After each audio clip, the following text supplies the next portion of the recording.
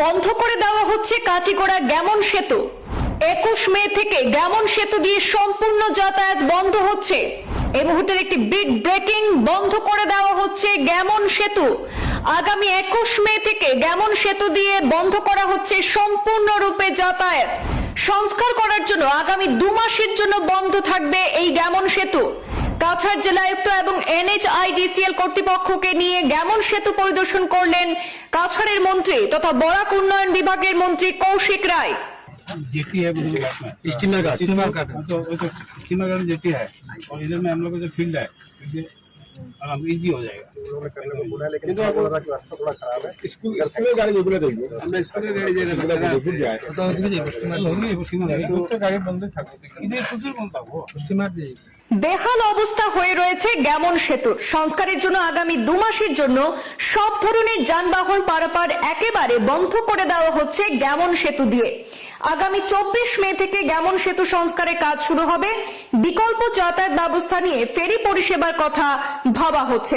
তবে কাটিগড়া হাসপাতাল মাঠ থেকে বদরপুর স্টিমার ঘাটের মধ্য দিয়ে ফেরি পরিষেবা চালু করার প্রস্তাব দেওয়া হয়েছে। অন্যদিকে ভারী এবং মাঝারি যানবাহন চলাচলের ক্ষেত্রে কালাইন শিলচর রোড এবং TRK রোড সচল করে দেওয়া হবে বলেও জানানো হয়েছে। এ বিষয়ে বরাক উপত্যকা উন্নয়ন বিভাগের মন্ত্রী কৌশিক রায় আজ NHIDCL এবং রাজ্য সরকারের পূর্ত বিভাগের সমস্ত কর্মকর্তাদেরকে নির্দেশ দিয়েছেন। আজ রবিবার গ্যামন সেতুর বাস্তব পরিস্থিতি খুদ খতিয়ে দেখলেন মন্ত্রী কৌশিক রায়।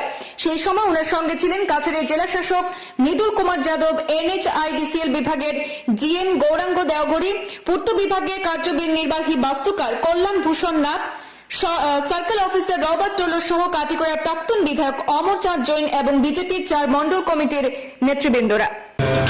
কাছাড়ের জেলায় NHIDCL কর্তৃপক্ষ, PWD এবং স্থানীয় যারা বিভিন্ন ডিপার্টমেন্ট তাদের সঙ্গে নিয়ে আমরা আজকে যে গ্যামন ব্রিজ, সেই গ্যামন ব্রিজ পরিদর্শন করলাম। এবং গ্যামন ব্রিজ আমরা জানি যে দীর্ঘদিন থেকে ব্রিজের অবস্থা খুবই খারাপ।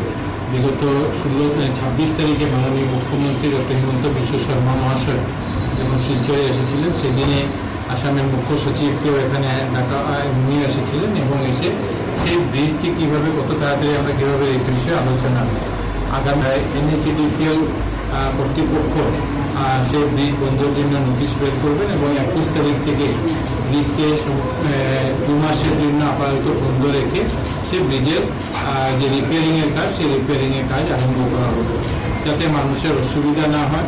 সেটার জন্য রানীফেরি যে রাস্তা আছে আমরা জানি, সেই কালাই থেকে রানীফেরি হয়ে শিলচর পর্যন্ত যেটা রাস্তা, সেই রাস্তা